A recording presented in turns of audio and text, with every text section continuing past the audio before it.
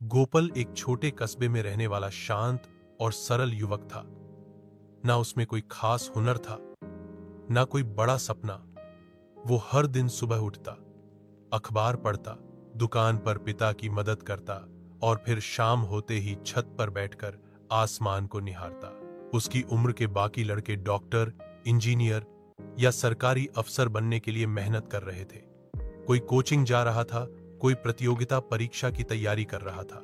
लेकिन गोपाल, वो बस अपने आप से एक सवाल पूछता रहता, मैं आखिर किस लिए बना हूं? लोग उसे आलसी कहते, कुछ कहते बेकार है, रिश्तेदारों को लगता कि इसका कोई भविष्य नहीं। गोपाल इन बातों से दुखी तो होता, लेकिन सबसे ज्यादा उसे खुद से शिकायत थी कि वो अपनी जिंदगी का मकसद ही नहीं ढूंढ पा रहा। एक दिन मंदिर के बाहर बैठा हुआ एक बूढ़ा साधु मिला। गोपाल ने उससे यूं ही पूछ लिया, बाबा, मैं क्या करूं? मुझे समझ ही नहीं आता कि मैं किस दिशा में जाऊं। साधु ने मुस्कुराकर कहा, तू एक काम कर, हर रोज सुबह कुछ नया सीख और हर शाम किसी की मदद कर, मकसद खुद रास्ता ढूंढ लेगा। गोपाल को यह बात सीधी लगी, लेकिन दिल तक उतर गई। अगले दिन से उसने कुछ बदलने का फैसला किया। सुबह जल्दी उठकर अंग्रेजी के शब्द सीखने लगा, फिर एक पुरानी साइकिल ली और शहर के एक पुस्तकालय में जाकर बैठने लगा। किताबें पढ़ता, यूट्यूब से सीखता और जो भी समझ आता उसे लिखता।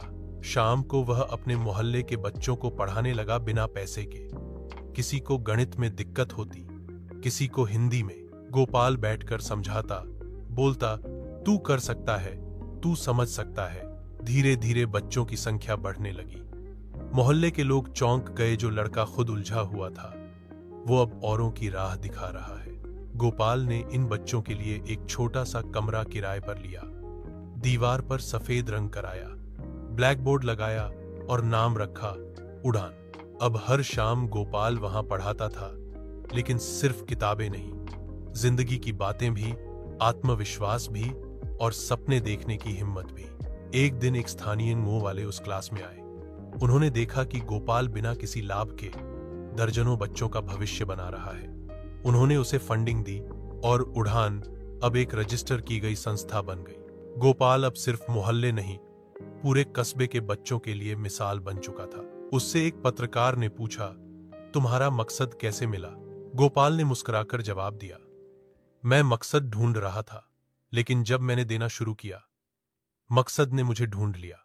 इस कहानी से यह सीख मिलती है कि जिंदगी का मकसद कहीं बाहर नहीं होता, वो हमारी छोटी छोटी कोशिशों के अंदर छिपा होता है।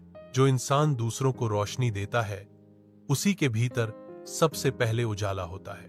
अपने लिए जीना आसान है, लेकिन जब हम किसी और के लिए जीते हैं, तब जिंदगी वाकई मायने रखने लगती है।